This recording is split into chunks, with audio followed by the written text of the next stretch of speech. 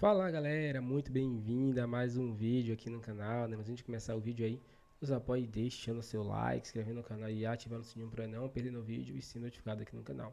Então galera, vamos fazer aqui uma reação em costa de troca de passe, comentando tudo aí sobre o Flamengo que venceu o Bahia no Maracanã por 1-0, né? E teve vários lances polêmicos aí que vai ser comentado aí pelos comentaristas. Dê sua opinião aqui já no vídeo e agora vamos aí para análise desse jogão. Agora, você, torcedor rubro-negro, ficou feliz com o que o Flamengo do Felipe Luiz apresentou na noite deste sabadão? Veremos o que vocês vão dizer aqui na hashtag Troca de Passes no X, no Twitter, tá legal? Carlos Eduardo Mansur, para começar, queria ouvir as suas primeiras impressões de um começo muito bom do Flamengo e, pelo menos para mim, um final muito ruim, Mansur. Boa noite. Boa noite, Felipe. Boa noite, Alex, todo mundo que assiste o Troca. Tem uma questão que persegue a gente, que tem como trabalho analisar jogos de futebol no Brasil, que o calendário coloca tantos fatores externos rodeando os jogos, um time que acaba se desfigurando de um lado, um outro que em dado momento do jogo não pisa tanto no acelerador, porque na quarta-feira ou na quinta tem uma decisão de meio de semana de Libertadores, uma série de compromissos que são absolutamente, humanamente impossíveis de cumprir se você pisar no acelerador o tempo todo, que a gente tem dificuldade de apresentar algumas conclusões como definitivas. Fato é que, seja pelo calendário, seja por uma questão de rendimento mesmo, o Flamengo vive um momento de baixa em seu jogo, que, aliás, é quase um evento anual do Flamengo. O Flamengo tem uma crise de jogo em maio. Isso é quase um evento. É quase um evento do calendário rubro-negro, onde o Flamengo começa a sentir, às vezes, efeito do pós-estadual, da quantidade de jogos, de ter Libertadores ao mesmo tempo, de começar a pressão sobre o trabalho de um para o trabalho de outro, de ter burburinho em torno do time e também por algo que a gente precisa reconhecer, um fenômeno moderno do futebol brasileiro, que acho que é um sarrafo muito grande colocado em cima dos muito ricos. Porque a gente faz muito esse comentário, o ganhou mais poderia jogar melhor, frequentemente sobre o Palmeiras, quando a gente conversa aqui. Fato é que o que mais me chama a atenção nesse momento é que o Flamengo teve uma baixa, especialmente de produção ofensiva. Seja pela formação de elenco, acho que é um fator importante, que a gente fala muito aqui, sobre os jogadores com intimidade com o gol. O fato é que mesmo na largada do Felipe do ano passado, com o Felipe Luiz, o Flamengo produzia ofensivamente mais do que agora. O Flamengo vive um momento em que o domínio, o volume, o tamanho da posse não se converte num volume e num tamanho de produção de oportunidade de gol proporcional. Ainda assim, o Flamengo consegue uma vitória importante, vai dormir líder do campeonato e continua indo, que deve ser uma longa caminhada Flamengo, Palmeiras e eventualmente com aproximação de mais algum time do campeonato na disputa pelo título. Alex, que fase do Arrascaeta, hein? Esse vai dormir tranquilo. Nos últimos 10 jogos, são 8 gols, 3 assistências. Um cara que tem sido fundamental para essa liderança momentânea do Flamengo. Se às vezes o coletivo não está tão bem, funcionando como a torcida gostaria, o cara vai lá simplesmente e resolve. Alex, boa noite. Boa noite, Felipe, Cadu Mansa e todo mundo que está em casa. Quem falou que ele estava mal fisicamente? Saiu algo assim, né? Tá voando, né? Rapaz, eu vou dizer, ele já teve mal fisicamente, nesse negócio de sentir lesão e tal. Mas é bom contar com um jogador talentoso e no momento iluminado do jeito que ele tá. Porque você vê uma bola muito bem cruzada para dentro da área, ele entrar do jeito que ele entrou ali, realmente ele está em lugares certos, na hora certa, e normalmente tem decidido, né? Tem feito gols importantes. Mas acho que uma coisa importante do Flamengo, lógico que ele caiu de produção e tudo, mas o Flamengo também, se for ver um jogo hoje, depois daquela loucura de 15, 20 minutos ali de pressão, que é muito difícil você conseguir suportar, que ele fez o gol, tanto que o Bahia, ele ficou no jogo dele, esperando o momento passar, ele tinha realmente peças para colocar para o segundo tempo, e consequentemente, com o desgaste, esses caras que são titulares, né, para entrar ali, Everton, Cauli, Pulga, então, de repente, eu acho que seria até meio normal. Porém, eu acho que tem um ponto que já ouvi há um tempo e eu não sei, mas ao mesmo tempo eu não sei porque a confirmação quando a gente não acompanha é difícil. Muitos problemas com lesão também tem um lado que parece que ele vem meio que confirmar que desde a troca até do departamento médico, mentalidade, as coisas que mudam, parece que aquela linha do tipo, nós não fazemos mais trabalhos preventivos. Aqui a gente cura. Eu demorei um monte de tempo para falar, mas cada vez que a gente ouve e vê isso acontecendo, será que não é um momento de o próprio Flamengo também trazer? Porque tudo fica na conta, às vezes, da própria comissão e do calendário, e às vezes tem esse problema, que às vezes é mais interno do que externo. E acho que chega um ponto que é bom o torcedor do Flamengo saber, porque você fala, poxa vida, e aí? O que está acontecendo? Então a gente não tem essa certeza por não acompanhar, mas eu acho que seria importante falar isso. Por quê?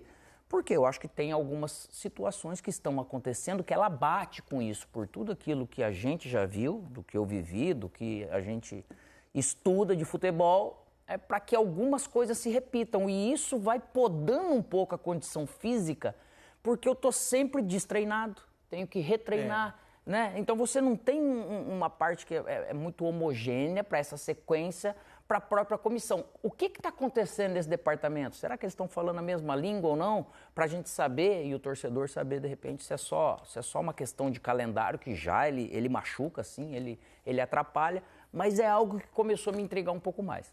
Hoje, por exemplo, Pulgar e Alan saíram machucados, ainda no primeiro tempo do jogo do Maracanã. Deixa eu colocar nesse papo aqui Everaldo Marques, Ana Thaís Matos e o Maestro Júnior para a gente conversar um pouco mais sobre esse jogo que, pelo menos para mim, foi um pouco decepcionante. Eu esperava demais desse jogo hoje.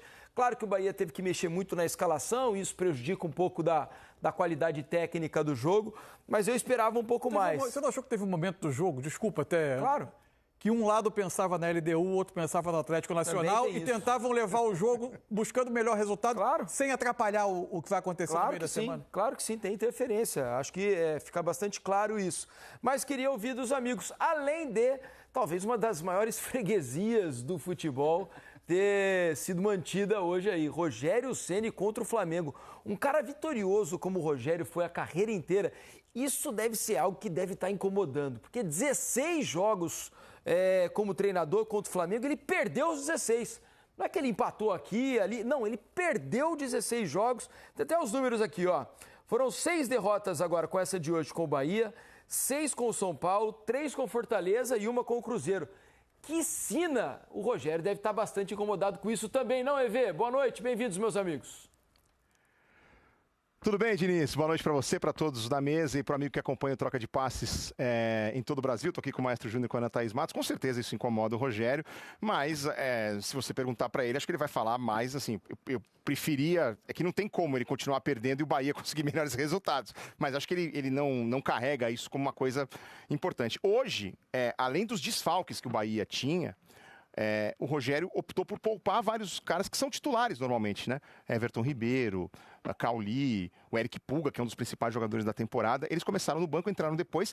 E mesmo assim, Ana Thaís, o Bahia conseguiu fazer um jogo em que ele chegou até o final com chances de, pelo menos, levar um ponto aqui do Maracanã. Boa noite. É isso, EV. Boa noite para você, para o pessoal que está aí no Troca de Passes. O Rogério falou isso no aquecimento, né? Quando eles chegam, ele falou, o que a gente quer aqui hoje é fazer com que a equipe seja competitiva aos 90 minutos, mesmo com as alterações que eu tenho que fazer no time. E ele fez mesmo, principalmente na linha de defesa, eu acho que isso vale a gente destacar, né? Improvisando o jogador ali no setor. E eu acho que isso causou até uma certa confusão na jogada que termina no gol do Flamengo. E o Flamengo jogou o primeiro tempo sempre no campo de ataque, marcando bastante pressão. Claro que, como disse o Mansur, ainda o time não conseguiu pegar aquele volume de criação e transformar em situações de gol. A gente está vendo aí agora o gol do Arrascaeta na jogada, no cruzamento do Michael. Eu acho que teve até uma confusão na linha de defesa do Bahia. E aí o Rogério começa a mudar, né? Ele começa a colocar o time para marcar com 2 linhas de 4. O Flamengo continua em cima, ele vai para uma linha de 5 e uma outra linha de 4. O time equilibra um pouco mais, mas ainda é insuficiente. Ele foi competitivo, mas longe de ser aquele Bahia, aquele Flamengo com bastante criatividade, falando bastante o nome dos goleiros, né, Evê? A gente você pouco falou o nome do Bruno Henrique, por exemplo, pelo lado do Flamengo, e o Lúcio também, Rodrigues, do time do Bahia, também não foi muito acionado no jogo de hoje. Pois é, você também esperava um jogo tecnicamente com mais oportunidades de gol, Maestro? Boa noite. Boa noite, rapaziada que está no Troca. Eu acho que dentro da expectativa, Evê, se você pega um time totalmente desfalcado, né, com jogadores que são titulares, você não tem como colocar esses jogadores, porque você tem uma partida importante um pouco mais à frente. E do outro lado, você vem de 2 resultados que criaram já uma turbulência do tamanho de, sei lá, de um Boeing. Nós até falamos isso no aquecimento, né? Quando o Filipe Luiz chegando, o pessoal exagerou para cima. E agora estão exagerando para baixo, né? Mas essa é a dimensão exatamente de um clube como o Flamengo, que tudo é super, né, hiper dimensionado. Eu acho que dentro daquilo que se esperava do jogo, talvez um pouco mais no segundo tempo, mas o primeiro tempo foi um jogo.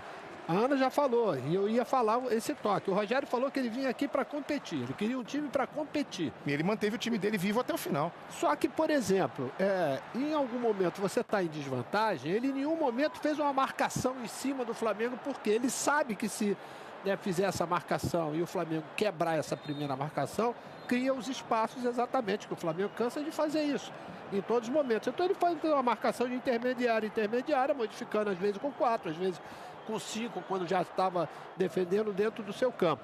E o Mansur falou uma coisa que não é só um problema do Flamengo não, Mansur. Isso é um problema de todos os times, todos os treinadores. Pós-jogo eles dizem assim, criamos muito e não fomos eficazes.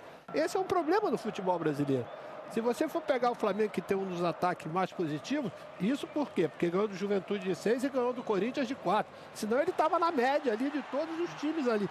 Esse é um problema do futebol brasileiro e é um problema não somente do Flamengo. É lógico que você tem momentos, né, dentro da temporada que você consegue ser eficaz até além do normal.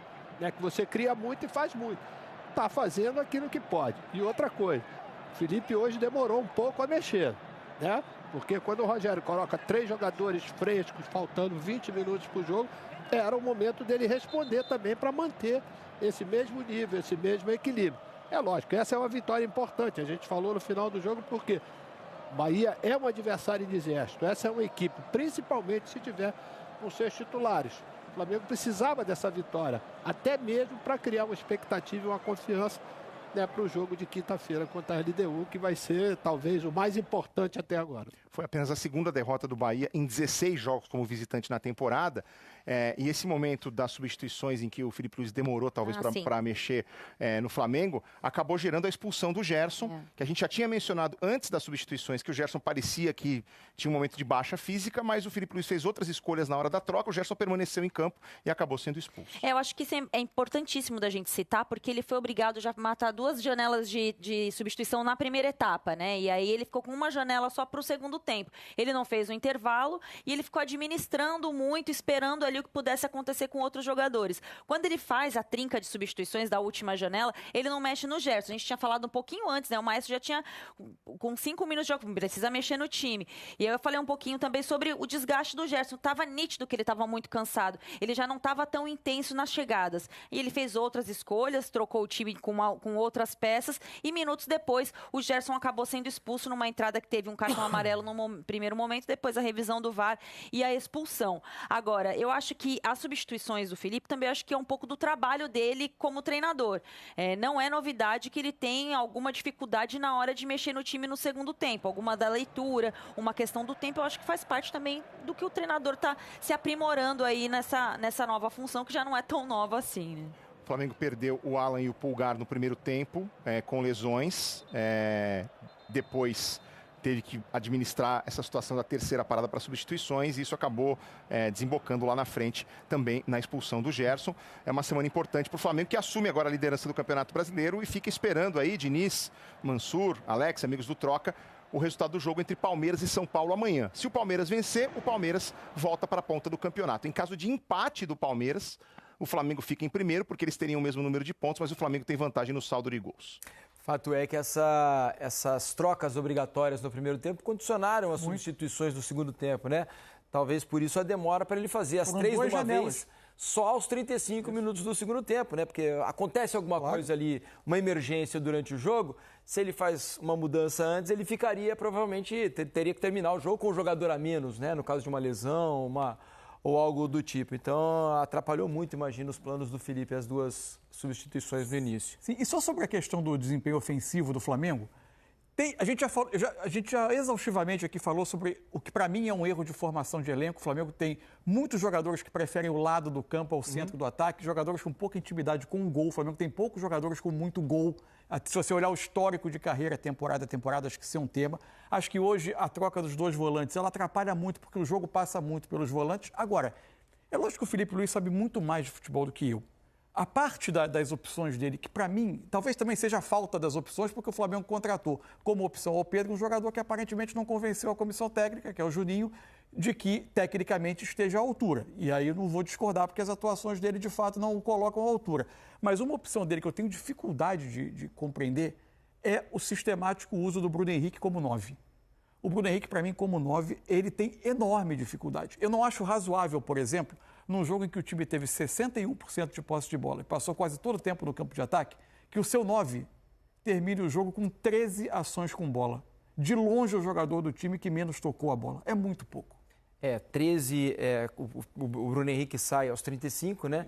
Mas se a gente pensar que foram 13 minutos em 80 minutos, 13 participações, é muito pouco, né, meus amigos? O que vocês acham sobre isso? E aproveito para me despedir de vocês, Evê. Dá uma a cada 6 minutos. Teve uma hora no primeiro tempo que você falou. Você falou o nome do Bruno Henrique alguma vez? Eu falei, acho que 2. Porque a gente está acostumado a uma participação muito mais ativa dele, principalmente quando ele joga na sua função, né?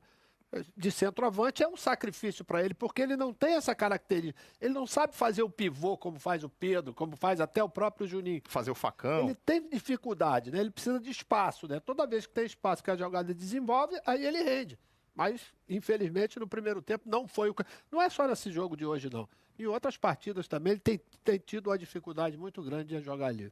Pois é. E só para terminar com relação ao aproveitamento, Ana, o Bahia está entre os 5 times do Campeonato Brasileiro que mais tem posse de bola, mais produz, mais finaliza. Mas só tem o 10º melhor ataque exatamente porque é o time do campeonato que mais perde chances claras de gol. E aconteceu de novo hoje. O Lúcio passou em branco mais uma vez, né? E aí o Rogério tem tentado algumas alternativas para esse modelo de jogo, colocando mais jogadores. Quando o Eric Pulga entra, o time tem um pouco mais de volume, mas de fato ele não tem um grande centroavante que faz a diferença. E isso, eu faço sempre a comparação do Bahia com o Fortaleza. Isso fazia muita falta ao Fortaleza quando o time precisava confirmar alguns campeonatos. Brigava por liderança do campeonato, faltava atacante. E eu acho que está acontecendo isso com o Bahia agora. Então é isso, meus amigos. Semana importante para as duas. Então é isso, galera. Chegando mais um fim de um vídeo aqui no canal, né? A imprensa aí repercutiu tudo sobre o jogo de hoje, né? Onde o Flamengo venceu o Bahia, né? Por 1-0. Esse jogo foi muito importante para reconquistar, né? A posição, né? A liderança. Agora torcer para que o Palmeiras empate ou perca o jogo, que aí o Flamengo continua como líder do Brasileirão, né? E teve alguns lances também polêmicos durante a partida aí, onde muitos torcedores, comentaristas falaram que o Flamengo acabou sendo prejudicado, né? Como o lance ali do pênalti na grande área, onde o jogador do Bahia acaba tocando a mão na bola ali, né? Tirando a bola do pé de Pedro. E depois no lance ali, que era para a expulsão do jogador do Bahia, onde ele seguiu na jogada, né?